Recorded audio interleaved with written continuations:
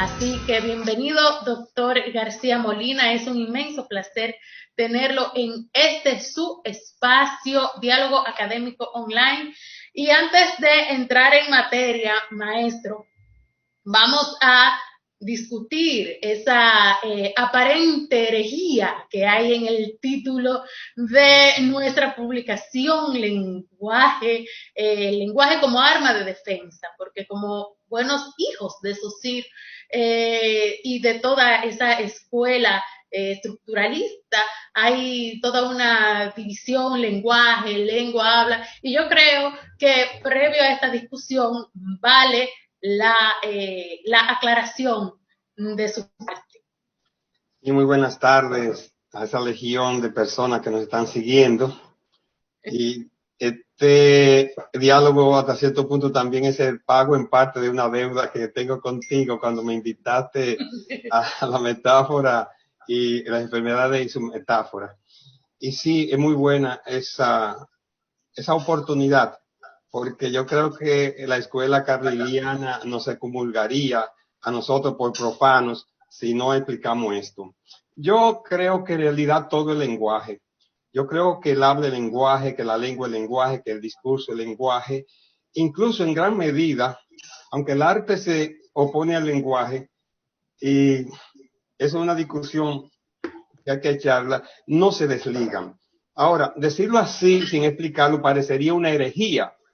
Lo que sucede es que se da una especie de sinedo, que es más una combinación de sinedo que metonimia, una sinedo que podría ser la parte por el todo, y una metonimia que sería la causa por el efecto. O sea que se dan una combinación de sinédoque y metonimia cuando uno dice el lenguaje es un arma poderosa, porque a lo mejor se está refiriendo ahí a un efecto del lenguaje que sería el discurso, que sería el habla, etcétera. Pero no deja de ser lenguaje, porque el lenguaje es el todo. El lenguaje está a la base de todo. De hecho, los estudios que se han hecho a partir de Paul Broca no deja duda eso de que se habla objetivamente de que el lenguaje es una facultad. Y después de Broca, 11 años después, 13 años después, Carl Wernicke hace un estudio y se da cuenta que ciertamente no solamente el lenguaje sirve para el procesamiento del habla, que fue lo que Broca encontró, que específicamente en el lóbulo izquierdo, frontal izquierdo, en la tercera circunvolución de ese lóbulo, hay una zona que tiene que ver con el procesamiento del habla. Y a eso se le ha llamado lenguaje. En otras lenguas no se distingue entre lengua y lenguaje. Y Wernicke encuentra que en el lóbulo temporal se encuentra también la zona que tiene que ver con la comprensión de lo que ellos llaman el lenguaje, porque encontraron personas que podían entender en el caso de Broca y no podían articular. Y en el caso de Wernicke, personas que podían entonces articular y no entender. Y dice, pero es que esta zona tiene que ver con eso. Entonces ellos son, digamos, bueno, antes que ellos, la pseudociencia llamada frenología ya habían especulado sobre la posibilidad que hubiera una especie de zonificación de las funciones. Y en esa zonificación, en el 97% de las personas, dicho sea de paso, porque no es el 100% que tenemos las funciones del lenguaje en el hemisferio izquierdo, pero aproximadamente el 97% de las personas tenemos esas zonas del cerebro que tienen que ver con el lenguaje ubicada en esa circunvolución.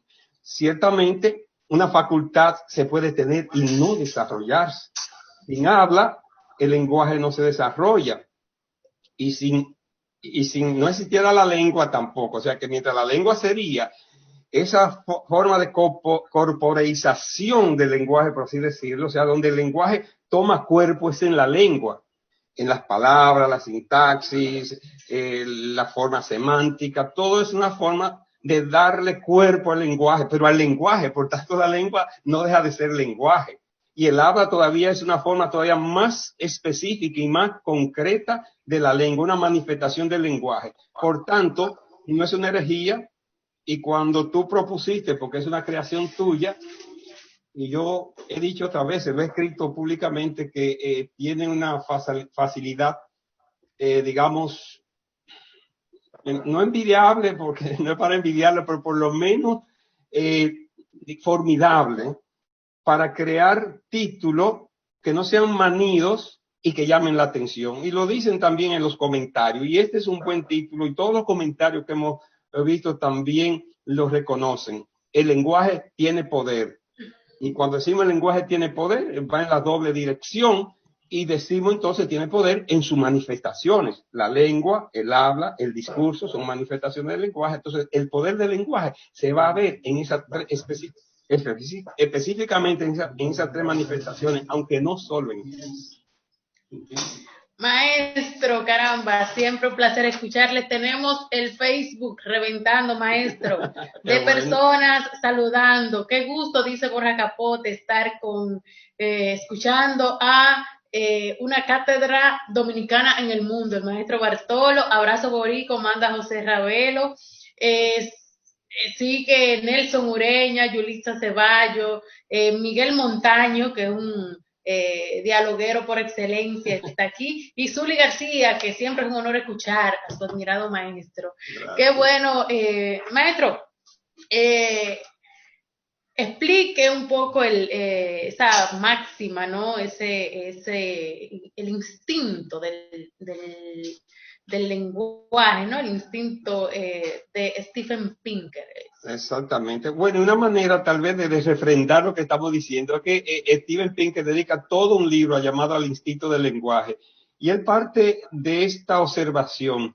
Él dice que si dos personas se encuentran en un lugar del mundo que nunca se han hablado, incluso se pueden hasta haber ignorado en su mismo país, el sentir que alguien habla tu misma lengua, el sentir que tú puedes establecer conversación con otro te acerca de una vez. Y nos ha pasado lo que hemos salido del país, tanto en Nueva York, cuando uno oye a alguien que habla español, se olvida de todas las nacionalidades, se olvida de todas las diferencias y hay un acercamiento, porque él dice que es como un instinto. Y el instinto está muy relacionado también con las facultades. Más bien cuando Pinker habla de un instinto del lenguaje, por todas las explicaciones que da, nos damos cuenta que está hablando de un instinto de la comunicación oral. Y entonces está asociando al lenguaje a esa necesidad que tenemos los seres humanos. Yo recuerdo, no sé si todavía se usa, cuando allí en la línea hacíamos para la Semana Santa ayuno sin hablar. Y lo más difícil no era el hambre, era el no poder hablar con alguien. El sacrificio más grande a veces no es ni siquiera comer. Y ya ustedes recuerdan la carta, cómo Tolstói reclamaba libro para leer cuando estaba en el exilio, que la soledad lo mataba, que le enviaran libro más que pan, porque necesitaba comunicarse, aunque sea a través de la escritura. Y Facebook y todas las redes sociales hasta cierto punto han venido a confirmar eso.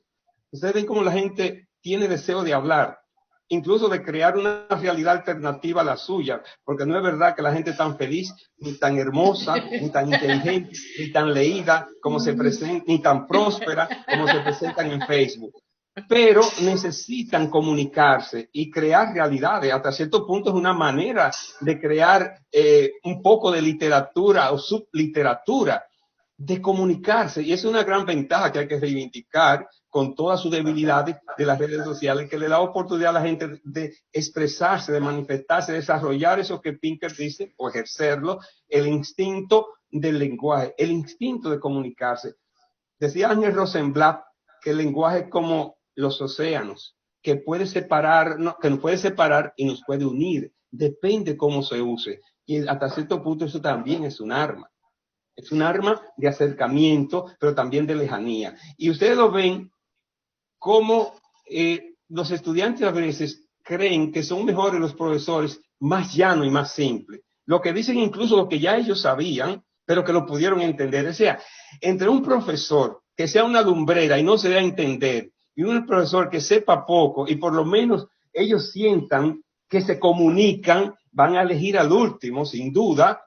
Por tanto, bueno, y tal vez eso sea parte del corolario de este diálogo, cómo entonces utilizar en la didáctica, que lo podemos ver más adelante, este conocimiento del poder del lenguaje. Porque si el lenguaje nos acerca, el lenguaje, y cuando decimos lenguaje, con la introducción que hicimos, nos estamos refiriendo a cualquier manifestación de esta facultad, el habla, el discurso, la lengua, etcétera. ¿Cómo nos puedes acercar si lo sabemos usar adecuadamente, pero también nos puede alejar si no lo sabemos usar? Y ahí viene la pragmática que va a decir en cada momento qué forma, qué manifestación del lenguaje debemos utilizar para acercarnos o alejarnos, porque a veces puede ser una intención alejarte de la gente y eso es legítimo. Tú quisieras marcar territorio y hay momentos que hay que hacer. Maestro, Aldo Harari hablaba de que lo que pudo separar realmente al Homo sapiens fue la creación, poder crear un relato mítico colectivo en el que todos creyeran. ¿Y cómo no podría relacionar ese que fue un aspecto fundamental para la separación del Homo sapiens del animal, ¿no? Al ser racional que somos, que llegamos a hacer con los años, con el instinto, con la supervivencia del más apto. Sabemos que en un momento había en la naturaleza animales más fuertes que el ser humano, animales más capaces de transformar o de cazar para alimentarse, pero el ser humano fue el que pudo transformar el entorno para su beneficio, ese instinto del más apto. Es muy buena asociación, porque ciertamente en Homo sapiens, así mismo se llama el libro, y después en Homo Deus va a desarrollar más esa idea. Mientras en Homo sapiens el lenguaje es un arma para sobrevivir, en Homo Deus el lenguaje es un arma para alcanzar el estatus de dioses. Y puede ser todo discutible que se quiera, pero no se le puede negar mucha lucidez a esa tesis de Harari, que para nada es convencional, ni siquiera en la forma de utilizar las relaciones sexuales. Yo lo admiro muchísimo y te agradezco la pregunta porque me facilita yo diría que la primera gran idea de este diálogo, porque no han sido ni siquiera las dos anteriores. Porque justamente el ser humano no tenía no tenía las garras suficientes para defenderse, ¿verdad?, con su propio cuerpo, no tenía la habilidad para correr y escapar, no tenía ni siquiera la destreza para subirse a los árboles. ¿Qué pudo hacer que los seres humanos no solamente dejáramos de ser parte del menú de ese banquete de la selva para ser los domadores de los demás? Sin duda el lenguaje que ya dijimos que es una facultad, pero recuerden que no todas las facultades se desarrollan. ¿Cómo pudo haber ido evolucionando? Porque no siempre tuvimos la misma capacidad cerebral, no siempre tuvimos el mismo desarrollo del lenguaje. Sí, yo creo que aquí aplica el descubrimiento o la tesis que hoy la ciencia la refrenda de Darwin, que sobreviven lo más alto, no lo más fuerte como dicen algunos, porque si así hubiese sido, no hubiésemos sido nosotros los que sobrevivimos. Una cucaracha puede ser más alta que nosotros para sobrevivir, digamos, un bombardeo atómico. Puede tener las condiciones, sin duda lo es, eso está demostrado, es más alta que nosotros. Ahora, ¿qué nos hizo a nosotros los más aptos? Tener una disposición cerebral que no tenían los otros animales. Y que Engels, en su libro El origen de la familia, la propiedad privada y el Estado, va a establecer que en el trabajo, en esa forma cooperativa, que entonces el lenguaje se va a desarrollar. Pero se va a desarrollar por la selección, porque ¿qué debió pasar para que los seres humanos fuéramos cada vez más inteligentes? Y esa inteligencia tiene que ver con tener más desarrollo del lenguaje. Que los fueron sobreviviendo el Homo sapiens que tenían los cerebros más desarrollados y con la zona del lenguaje más desarrollada. Los que la tenían menos desarrollada no van a sobrevivir, porque recuérdense que la gran dificultad de la teoría de Darwin era si las condiciones ontogénicas, o sea, la que tú desarrollas como ser humano en particular, no se heredan. El que una persona se ponga a hacer ejercicio y se ponga corpulento, esa disposición no pasa a su descendencia. El que se haga liposucción o se estire o se arregle el cabello, como sea, eso no pasa. Lo que pasa es lo que ya esté codificado en sus genes. ¿Y qué estaría codificado en sus genes? Los accidentes genéticos que se den.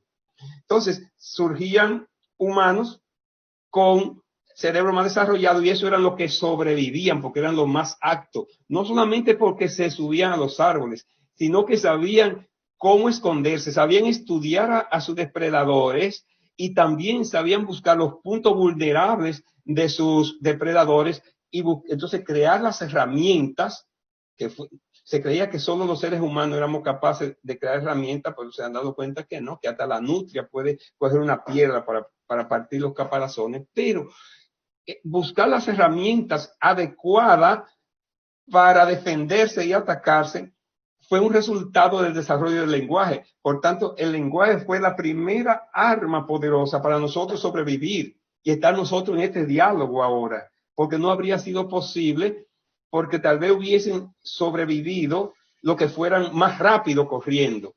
Y tendríamos entonces una generación de salvajes larguitos que correrían mucho, o lo que eran más rápido para esconderse, y hasta para eso necesitarían inteligencia, porque a veces el esconderse se convierte en la trampa, se convierte en la propia prisión para caer en manos de las presas. Entonces, el lenguaje fue la primera arma para sobrevivir y fuimos cada vez teniendo más desarrollo del lenguaje. Si bien se puede aceptar la tesis de Federico Engel, que el trabajo nos dio la posibilidad, pero yo creo que fue la selección natural, que fueron sobreviviendo los que tenían más desarrollo del lenguaje. Entonces, eso iba pasando, ha ido pasando de generación en generaciones, porque cada generación está llamada a ser más inteligente que otra, porque va heredando, porque todavía en esta sociedad sobreviven los más actos. Una muchachita liniera como tú y un paraguayito liniero como yo, no estábamos supuestos a estar aquí en la capital si no hubiésemos tenido, jodete aparte, un nivel de inteligencia que nos permitiera insertarnos. Otros se pueden insertar en otro ámbito por otras condiciones, por cabildeo, pero en la academia no. Exactamente. En el mundo intelectual no. Algunos se pueden colar, pero después caen a la orilla, como el mar tira los desechos a la orilla. Va a sobrevivir más alto. Entonces, tus hijos están llamados, y los míos, a heredar en parte, no solo culturalmente, porque el ambiente enriquecedor los ayuda sin duda, no, porque también son portadores de unos genes distintos. Y esa es la selección natural aplicada al lenguaje. Maestro, usted sabe que usted lo ha vivido en las aulas durante años, y lo vive todavía, esa disquisición entre que si lenguaje y pensamiento, que cuál fue primero, que si el huevo o la gallina, de que si hablamos porque pensamos o si pensamos porque hablamos. Yo creo que esta es una oportunidad para que usted esclarezca un poco esa disyuntiva. Yo recuerdo que en un aula, en Apertura a la Estética, Pedro Mir era un filósofo del lenguaje. Y yo no sé qué fue Pedro Mir más, si poeta o filósofo, porque era un encanto y dominaba la filosofía.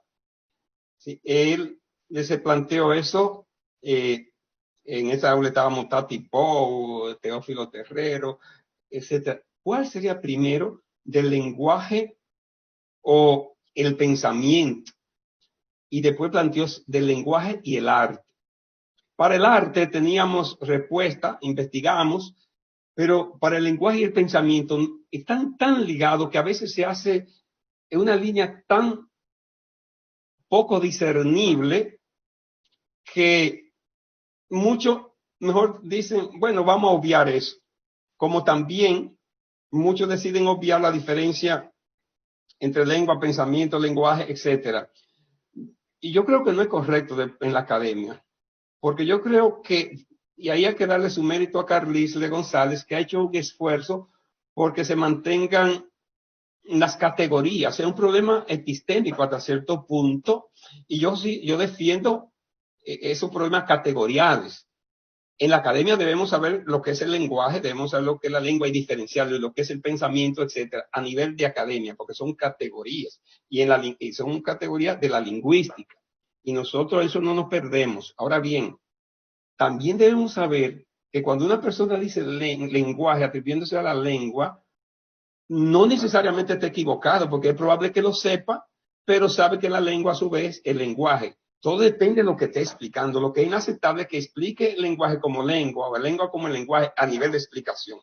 A nivel de pensamiento, yo creo, ahí sigo a Engels, porque precisamente Engels dice que el pensamiento y el lenguaje nacieron juntos. Yo diría hoy el pensamiento complejo, porque en ese entonces se creía que los animales no tenían pensamiento. Y nosotros los humanos tendemos a ser muy engreídos.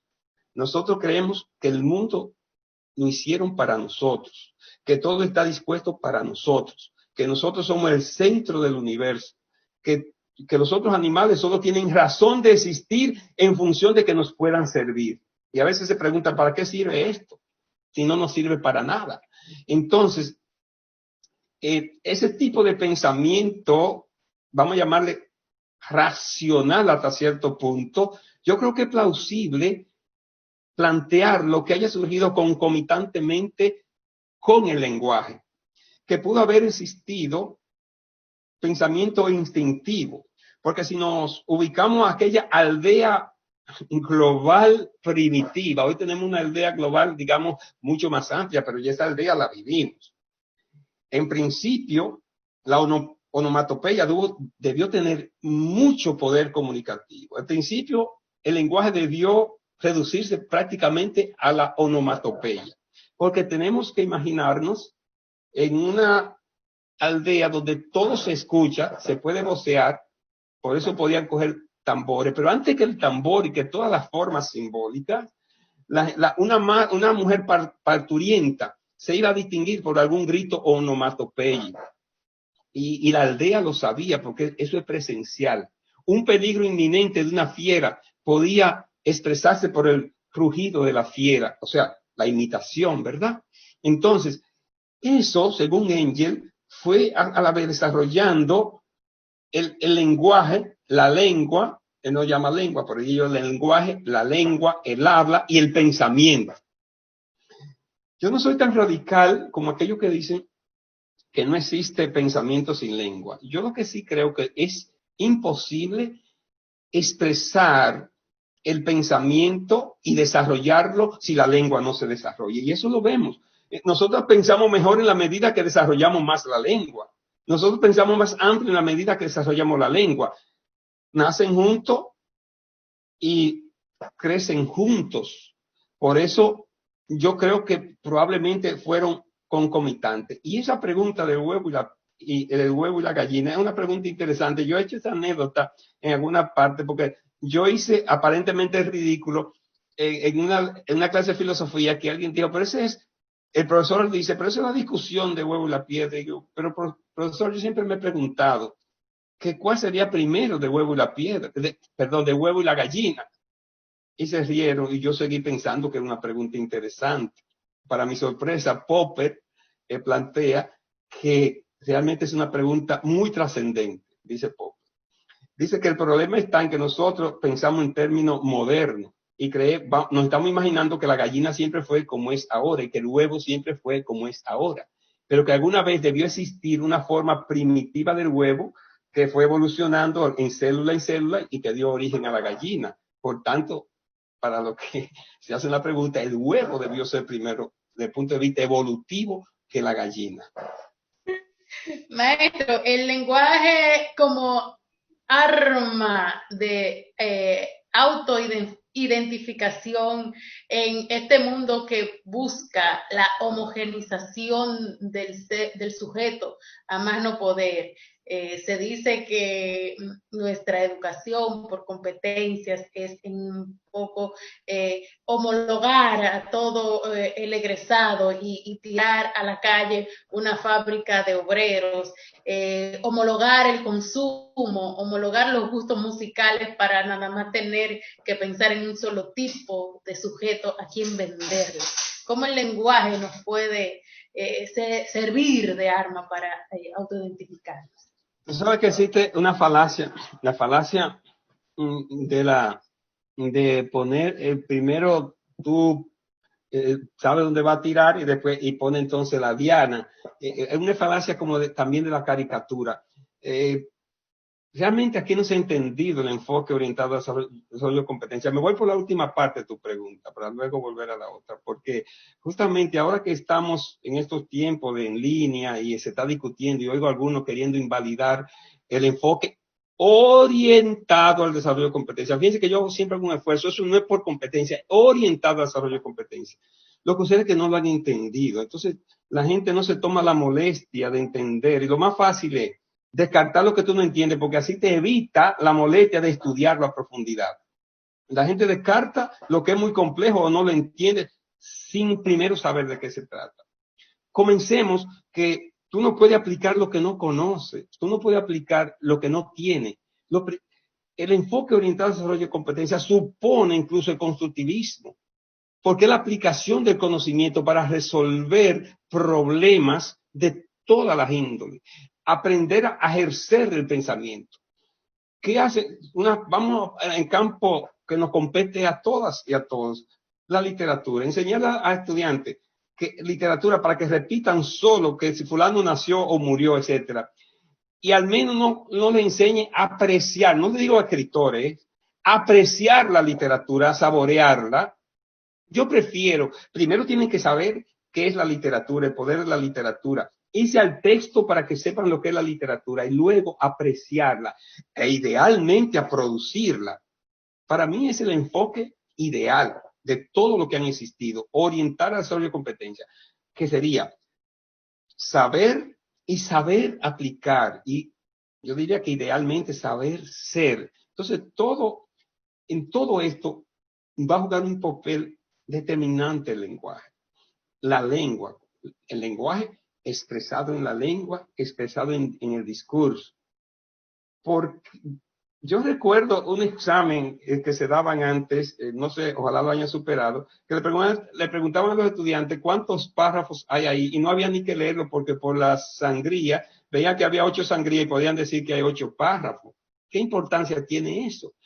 ¿Qué importancia tiene incluso que te repitan que un párrafo, un conjunto de oraciones, yo que tal? Eso no tiene, bueno, sí, tal vez desde el punto de vista categoría, no voy a ser tan desdeñoso, desde el punto de vista categorial es importante, pero el fin último debería ser que produzcan párrafos, que se le enseñe a distinguir, primero que se le enseñe aunque sea a cementar el párrafo en oraciones, que descubran que las oraciones en vez de repetir con una oración de estos, descubran que realmente si tú no cementas adecuadamente un párrafo, se te vuelve un caos. Luego descubran que el párrafo es un sistema que gira en torno a un núcleo y que si tú lo descompones, puedes romper la coherencia. Finalmente, que eso les sirva para producir un párrafo y después para producir un texto. Y cuidado si al revés, que descubran las superestructuras globales, después vayan a las partes y la produzcan. Oye, impugnar ese paradigma, así sin saberlo. Uno dice, bueno, ¿y qué proponen? ¿Qué proponen? Seguir repitiendo qué son las cosas y en el mejor de los casos construyendo, con lo cual estaría de acuerdo, construir el conocimiento, pero debe darse un paso más y es saber aplicar el conocimiento. Y todo el conocimiento está permeado por el lenguaje, la lengua, el habla, el discurso. Fíjate, hay un verso, o una línea, porque Wittgenstein escribió, me cuesta decir en versos, digamos, tal vez en sentencia.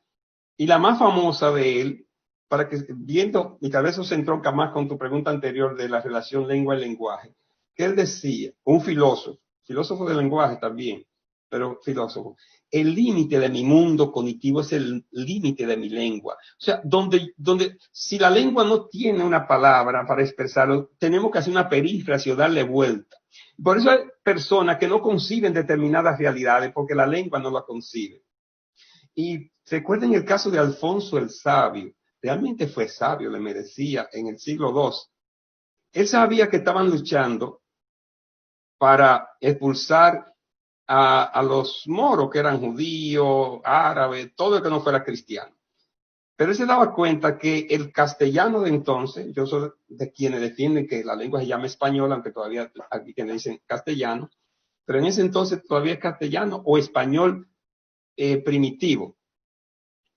Sabía que no tenía condiciones, no se había desarrollado, mientras él se daba cuenta, porque él hablaba las otras lenguas y él podía comparar, se daba cuenta que había pensamientos que él tenía que se acomodaban al molde, por ejemplo, del árabe o del hebreo, pero sobre todo del latín, que estaban más desarrolladas que esa lengua todavía rústica, porque el castellano era la lengua de los campesinos de allá del norte de España, personas ríspidas y muy belicosa, con una escasa cultura intelectual. Dice, si lo expulsamos, se va a empobrecer de una manera extrema. Y entonces crea una escuela de traductores para traducir todas esas obras que había y para ampliar la sintaxis y el vocabulario del castellano, para poder entonces aprender y transmitir todo ese pensamiento que estaba en ese momento y que el castellano no era capaz de expresar. Eso es un buen ejemplo para entender, y quienes hablan más de una lengua se dan cuenta que a veces hay formas de pensar que uno está, le son graciosas porque refleja la idiosincrasia del pueblo que la habla, la forma en que piensan. Y la mitología es un buen ejemplo de eso, como las mitologías son un intento de explicar al mundo con hoy lo vemos como inocente, pero tal vez con la inteligencia de ese entonces. Entonces es indiscutible ese poder del lenguaje y esa relación que tiene entonces el lenguaje y la comprensión y la expresión del mundo. Yo creo que no di totalmente en la diana de tu pregunta porque se me quedó la parte primera, si la puedes reformular. Sí, el lenguaje como arma de autoidentificación. Ah, bueno, sí. Resulta que se ha comprobado que las personas que tienen mayor desarrollo de su lengua, o sea, del lenguaje a través de su lengua, son las más resistentes a las influencias de otra lengua. Incluso tienen más problemas para aprender una segunda lengua, porque todos lo quieren traducir primero a su lengua y se convierte en un valladar su propia lengua. Entonces, la lengua te identifica porque tú puedes enunciar lo que eres. Si tú no eres capaz desgraciadamente mucha gente ni siquiera se dan cuenta quiénes fueron en el mundo porque no se pararon a reflexionar alguna vez quién soy, qué quiero, hacia dónde quiero ir, cuáles son mis ideales. Si la gente se autoidentificara, no basta solo la identidad, y qué distinto, fíjense, identificación e identidad. Podríamos, aunque no es el centro, pero para entender esto, la identificación, la autoidentificación tiene que ver con una construcción de tu propio ser en términos lingüísticos, porque es una reflexión. Hay personas que dicen ser cristianos, pero que en el fondo nunca han reflexionado lo que implica ser cristiano. Y lo que hacen es que repiten y creen ser lo que otros dicen que son o que tú pudieras ser. Pero cuando tú revisas sus actuaciones, está muy lejos de ser cristiano o comunista. Vamos también con el comunismo, que yo fui comunista y me daba a veces cierto escalofrío y desazón ver compañeros comunistas que se comportaban como cualquier persona sin ningún amor a la humanidad. Y yo me decían, tú eres comunista más raro porque tú eres más idealista que hasta los religiosos. porque yo decía que el comunismo sin amor era un despropósito, que para qué se va, que yo no entendía por qué tú te vas a sacrificar por otros y no le tienes amor a la humanidad. Entonces, esa persona así encontraban una oportunidad y se comportaban igual. O sea, no había realmente, no se habían autoidentificado qué es lo que yo quiero ser. Ahora, la identidad es colectiva y la identidad tiene que ver con una serie de valores que se asumen colectivamente, pero que hay que construirla discursivamente. Algunos pueden ser hasta unos falsos valores, pero yo creo que la identidad incluso debe ser autocrítica. Mucho asumen y lo asumen resignadamente que los dominicanos somos irresponsables. Yo esa identidad hay que criticarla, que somos impuntuales. Ay, que somos dominicanos. Digo, no, eso hay que revisarlo. O que nuestra identidad tiene que pasar con la oposición de otras identidades. No necesariamente tiene que ser, la identidad no puede definirse en sentido negativo, tiene que ser en sentido positivo. Claro, lo positivo puede ser que colida con algo, pero yo no puedo definir la identidad dominicana en oposición, digamos, a los haitianos. Que ser patriota sea odiar a los haitianos. Se puede ser un buen patriota y amar la raza. Bueno, dice que es raza, que nosotros no somos una especie, el género humano. Y a un cristiano ni siquiera le luce estar propagando odio, ser cristiano y a la vez propagar el odio a las otras, llámese, lo practican todas las religiones, porque ustedes saben que existe siempre primero, la identidad implica el nosotros versus ellos. Todo lo de nosotros es bueno y lo de ellos es malo. Y eso puede llevar muchas veces a sectarismo, puede llevar a dogma y puede llevar incluso a prácticas crueles. Y la identidad tiene eso, al ser discursiva, lo que tú asumes, tú sientes que es legítimo. Y tú puedes matar un animal cruelmente y sentir que es legítimo porque tal vez está definido en esa cultura que eso es legítimo. Y por eso yo digo, debemos ser autocríticos permanentemente con todo lo que hacemos. Entonces, la identificación tiene que ver más con un enfoque, lo que llaman el enfoque ético, o sea, que sería el objetivo. ¿Cómo te ven objetivamente a ti? No como tú crees que eres. Porque tú te puedes, o nosotros como dominicanos, podemos sentirnos orgullosos de una serie de cosas que desde fuera pueden verlo más objetivamente.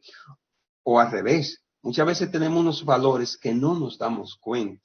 Y cuando alguien lo ve desde fuera, que sería la visión ética, la de nosotros es émica, la del grupo hacia afuera, de emi, de fonemi, que es la forma ya subjetiva de ver las cosas, desde dentro podemos verla subjetivamente de una manera, y la identidad es totalmente subjetiva. Se hace a través del discurso. Es un enfoque émico de la colectividad. Pero es bueno equilibrarla con el enfoque ético, cómo me ven. He estado en contacto con personas que han venido a la República Dominicana que me cuentan maravillas que nosotros nos vemos, que no vemos de nosotros mismos. Y eso es bueno, y que a veces hasta lo subestimamos. Subestimamos, por ejemplo, la inocencia de mucha gente. Para muchos, ya ese pariguayo, pero otros lo ven como un valor, la solidaridad que nos reconocen, la candidez. Con toda la malicia que hay, todavía hay mucha candidez en el pueblo dominicano, y eso se ve de fuera. Lo que pasa es que uno muchas veces se enfoca solamente en algunos eventos esporádicos. Pero definitivamente el lenguaje es un arma poderosa para la construcción de la identidad y para la reafirmación de quién tú eres. Yo creo que la identidad, entonces, para redondear eso, tiene que pasar por un proceso de enunciación. Muchas veces lo que no se enuncia es como si no existiera. De hecho, el lenguaje crea realidades objetivas y realidades subjetivas. La literatura es toda una creación del lenguaje a través de la lengua. Por lo menos la buena literatura, porque aunque se usen palabras que ya existen, es una forma, un mundo semiótico diferente. Antes yo me planteaba, cuando ella decía, esa canción decíamos, salió, o la tiraron ahora.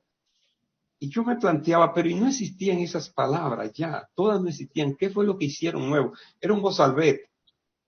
Después entendí que lo nuevo es el mundo semiótico que crean esa misma palabra que ya existían, que ya estaba en la lengua, pero la disposición que hacen con ella, la forma de sugestión que crean es totalmente distinta.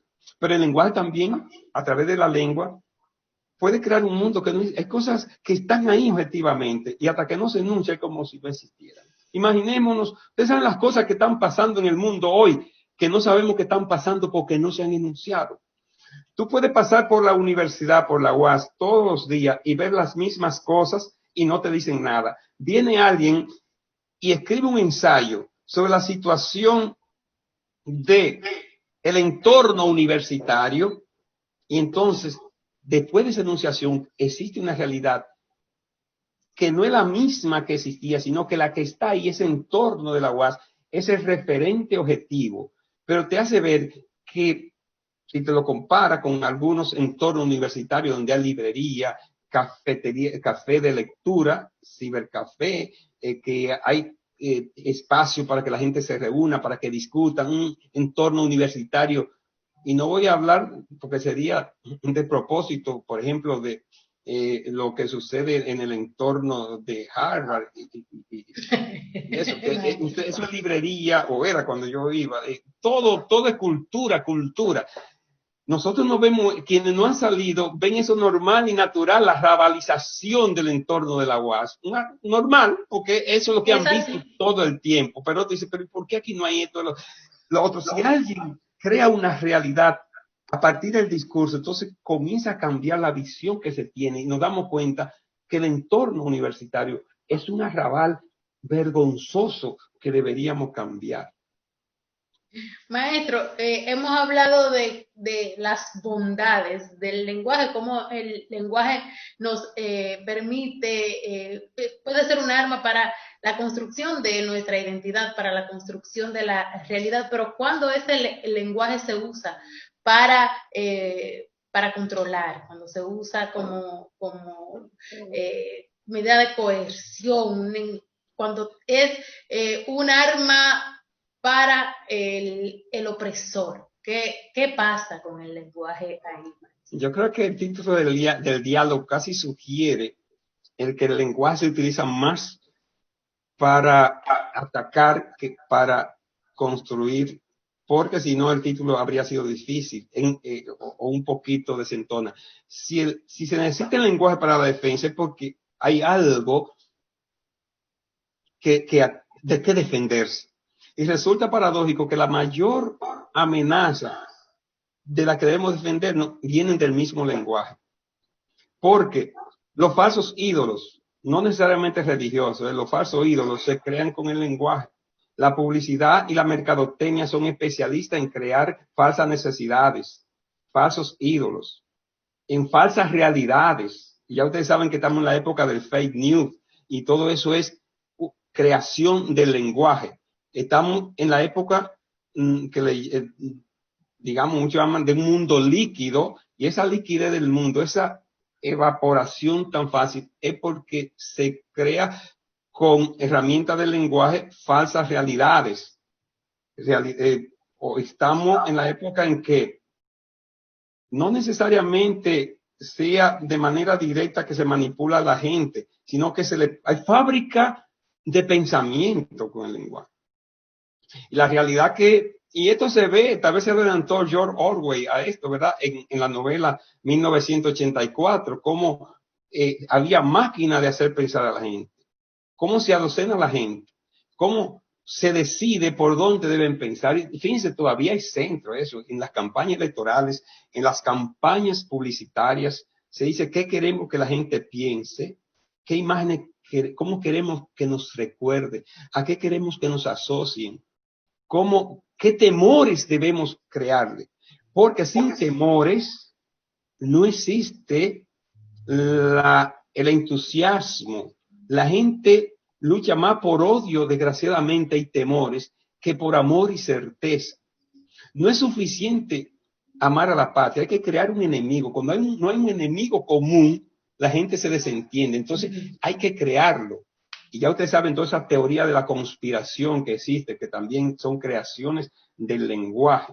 Entonces, se está trabajando más constantemente para crear distorsiones mentales a través del lenguaje, que bueno, tal vez sea muy exagerado, porque yo creo que los profesores en sentido general trabajamos en las aulas para construir, pero digamos fuera de las aulas, en el uso cotidiano de la lengua y del lenguaje, hay una repetición, la gente repite sin saber lo que otros ya planificaron que repitieran, y tienen conductas verbales que están planificadas sin darse cuenta.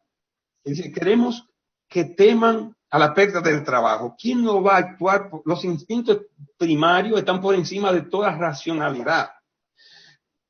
Miren, uno puede ser lo más cobarde del mundo, pero eso se pone a prueba cuando se te dan situaciones de sobrevivencia o uno de los tuyos. A lo mejor tú seas incapaz, o cualquiera de los que nos están escuchando, de darle una galleta a alguien, pero que alguien abuse de un niño tuyo. A ver si tú vas a pensar, el instinto primario va a salir y se te va a olvidar toda consecuencia y hasta podrías tener una respuesta de proporcional.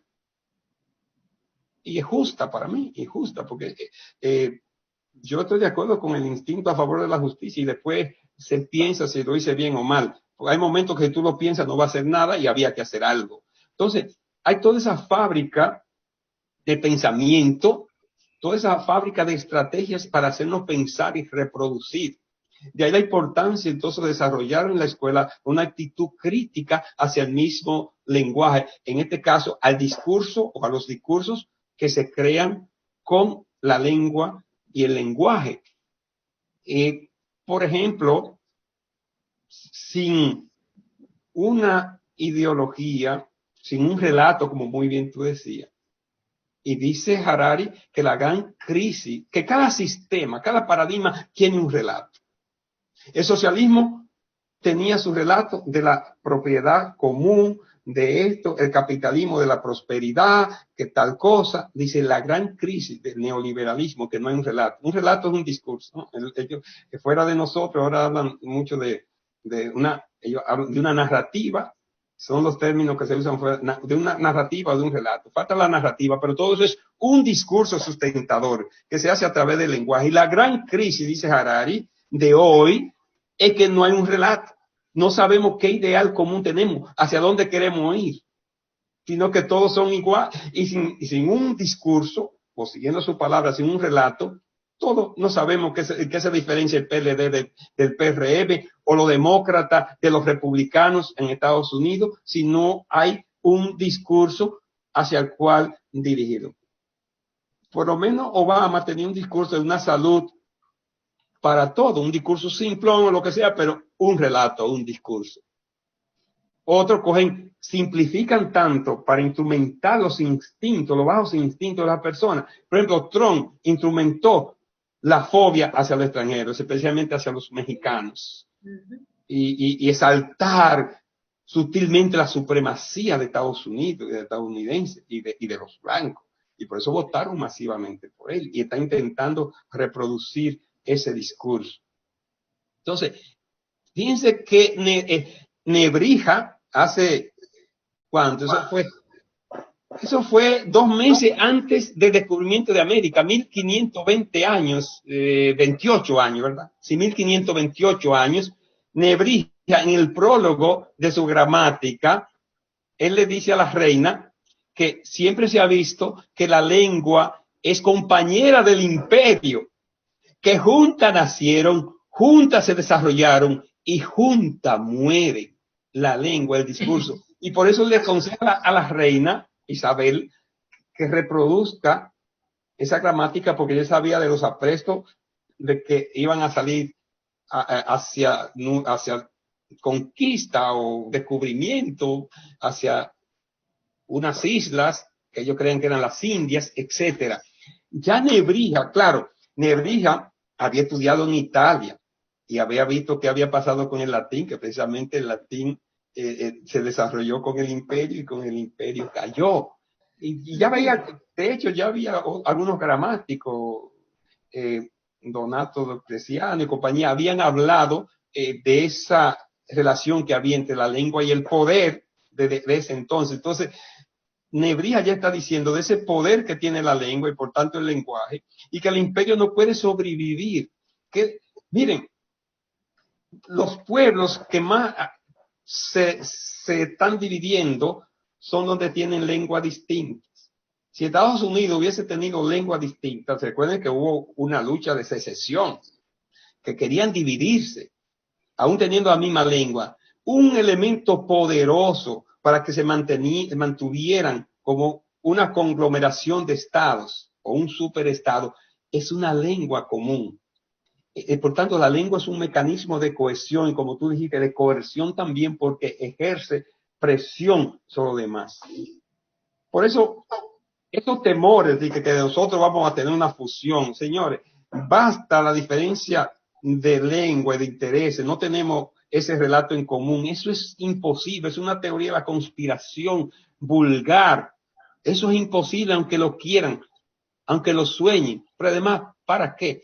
Si nosotros fuéramos a tener una fusión, sería anexarnos a Haití. ¿Y qué vamos a hacer nosotros con Haití? Porque la historia dice que el que tenga la lengua más desarrollada, ese es, la lengua más desarrollada, porque eso conlleva el desarrollo de otros elementos, de ella la cultura. Fíjense lo que pasó con el latín. Los pueblos bárbaros invadieron a la península hispánica en el siglo V después de Cristo. ¿Y qué pasó? Que como la lengua de ellos era inferior al latín y eran distintas lenguas, como su cultura inferior, ellos sucumbieron. Ellos militarmente conquistaron la península, pero fueron conquistados culturalmente. Y en vez de ellos desarrollar su cultura, ellos se subsumieron a la cultura hispánica, incluyendo la lengua. La lengua es un elemento, como tú dices, de cohesión y coerción determinante, y con ella el lenguaje. Maestro, vamos a dar la oportunidad a que nuestros dialogueros y dialogueras hagan sus preguntas, mientras voy a leer algunos de los comentarios de manera muy rápida. Iris Baez dice, la sola enunciación, el uso del lenguaje para captar la atención, crear mundos y transformar realidades, es un acto de rebeldía y solidaridad. Considera Ginette Avelino, lo considera usted, maestro, como el mejor lingüista del país y del mundo. Y dice... Valga la exageración. El lenguaje es más para la manipulación que para la defensa, dice Ginette Avelino. Dice Cristina Santos, falsas realidades que contraargumentamos con las armas del mismo oponente, encontrando el gallo en su lógica. Amarilis del Carmen Cueto, excelente exposición, maestro Baltoro, un banquete cultural. Dice Zuli García, maestro, que gracias, que por su calidad. Ginette Avelino vuelve y comenta, dijo que Noam Chomsky dijo que la manipulación mediática hace más daño que la bomba atómica porque destruye los cerebros. Flor Pepén comenta, creo que el fomento del pensamiento crítico es la panacea para la educación mundial. Iris Baez comenta también, la realización plenitud del ser humano está en la construcción de un discurso coherente y auténtico de su propia existencia. Imposible disociar la filosofía del lenguaje. Maestro, o todo quedó muy claro o todo quedó muy oscuro, porque... Yo creo que claro, porque fíjate, eso es muy claro, porque esos comentarios denotan revelan que tú tienes realmente una audiencia privilegiada, porque cualquiera de esas personas que comentaron puede ofrecer una conferencia en ese segmento tan condensado, revelan un pensamiento muy claro y complejo sobre este problema que muchos no comprenden y lo trivializan. De manera que yo me siento como si estuviera en una gran universidad. Y gracias por leer también los nombres de tantas personas queridas, porque eso refuerza. Tú sabes que da el sentido de soledad, nada más ver nosotros dos, pero al saber que están esa persona ahí, nos refuerza. Es que dice Jocelyn Alcántara que usted la motiva, maestro. Dice Mónica Galeano que tiene que repetirse este espacio con el doctor García Molina. Doctor, está abierta la invitación. Dice Leonarda Alcántara, todo está súper claro. El maestro posee una forma muy llana de comunicar sus ideas.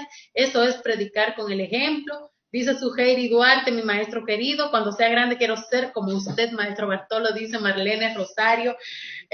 Maestro, usted no puede despedir este encuentro de hoy sin hacer una especie de condensación y dejarle esas ideas a nuestros queridos dialogueros y dialogueras. El lenguaje como arma de defensa en una sociedad líquida, posmoderna, donde los medios no sabemos si informan o desinforman, donde la gente está sobreinformada, entre comillas, y donde recibimos hace poco el mensaje del Papa, donde decía que los grandes pecados de la actualidad, entre los grandes pecados de la actualidad, se construyen precisamente con la palabra, que son la calumnia, la difamación y el decir la verdad, solo la mitad de la verdad. Y con ella, por supuesto, la manipulación. Entonces, él hablaba de esos grandes pecados de la modernidad y coinciden que todos se hacen con palabras. Los filósofos descubrieron que el decir es una forma de hacer.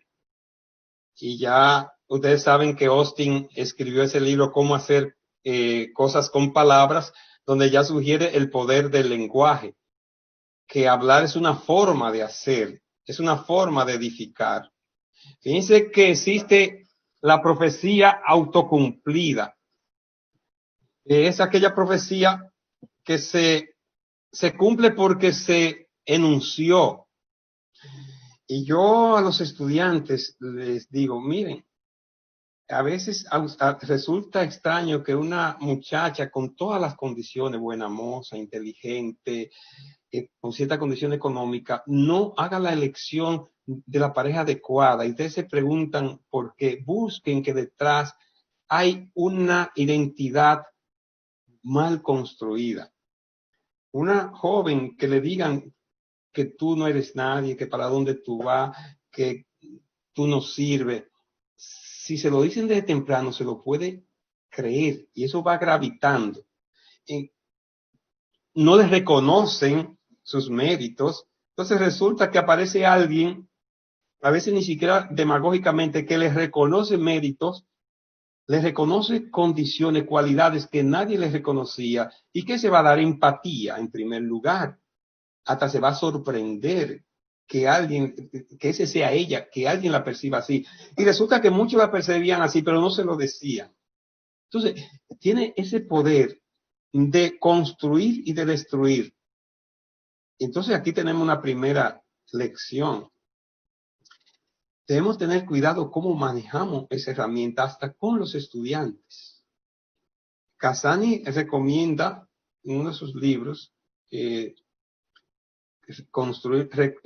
corregir la escritura, que comencemos siempre por lo positivo, que se comience a ver que no es que evitemos incluso eso de rojo de ponerle, sino que se le pongan alternativas, porque parecería, señores, parecería muchas veces que el estudiante no sabe nada, o que es un estúpido, o un idiota, porque si usted solo le corrige las fallas, usted lo que está edificando una personalidad insegura, y que hasta pueda desertar porque sienta que es torpe.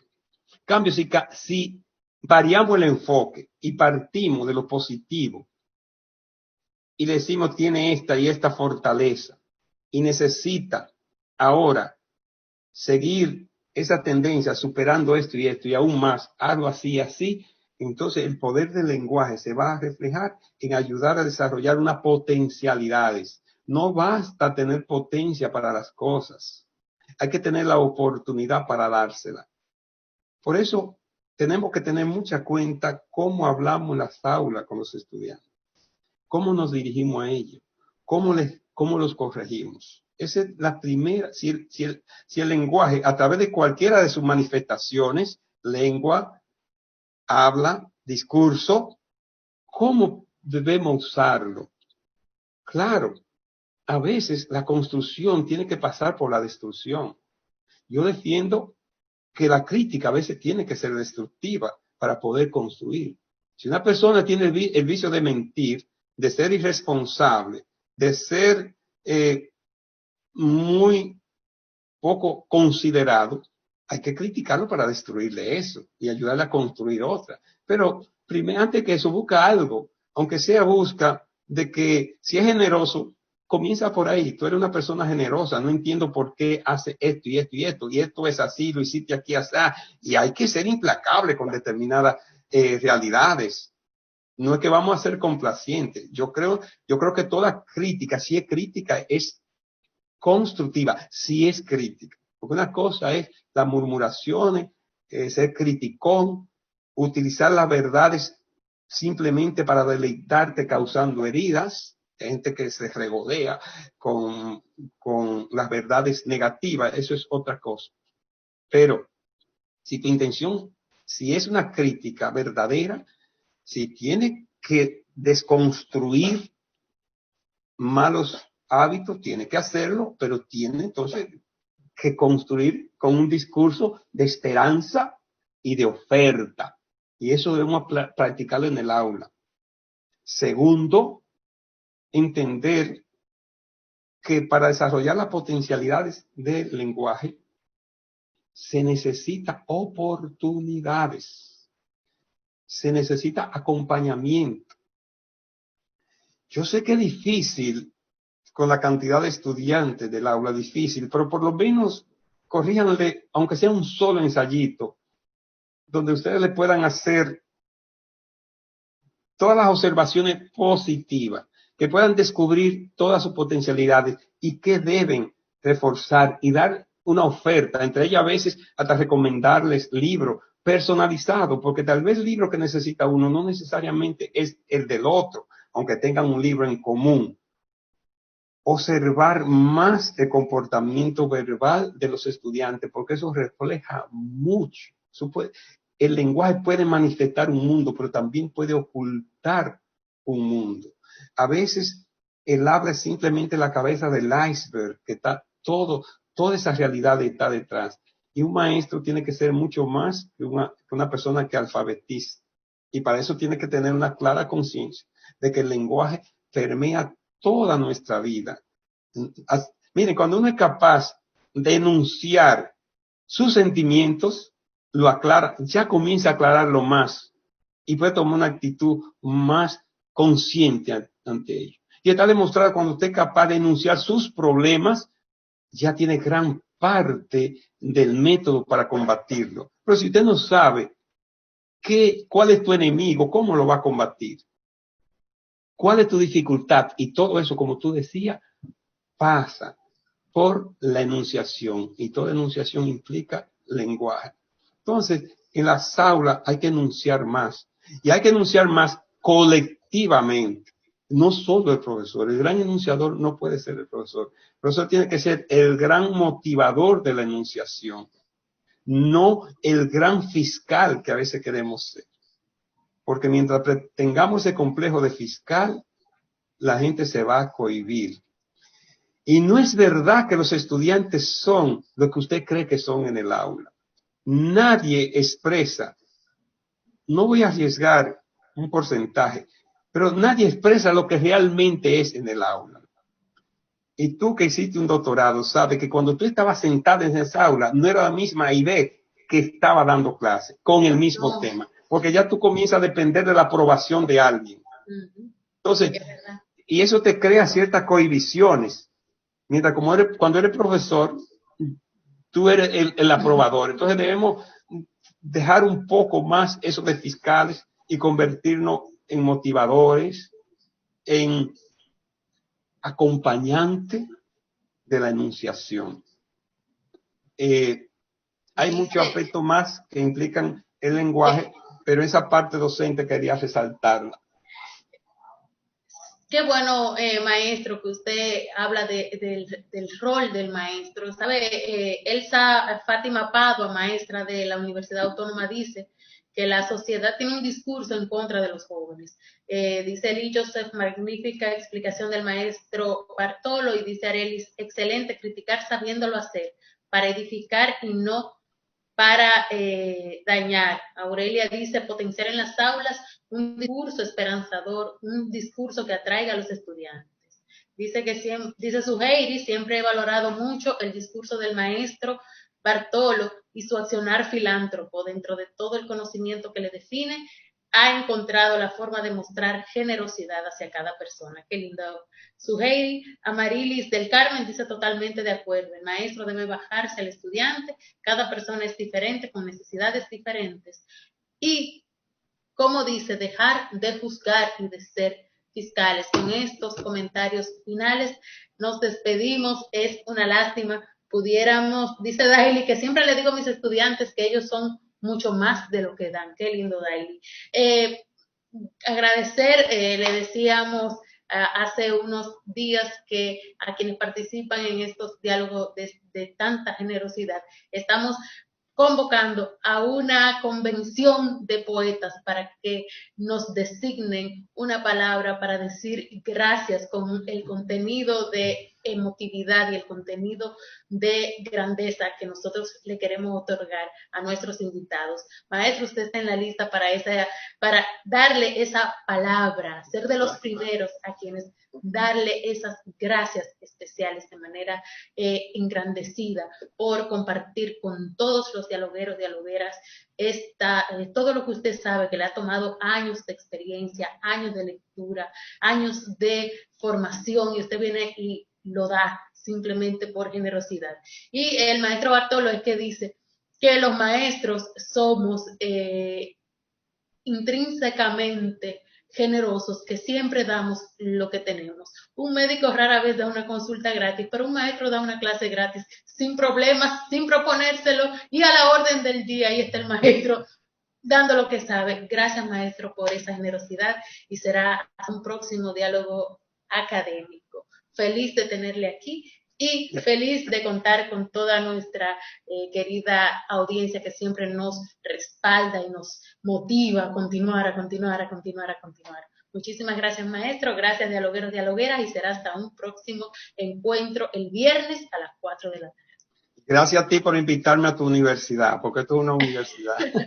Qué bello, maestro. Bye.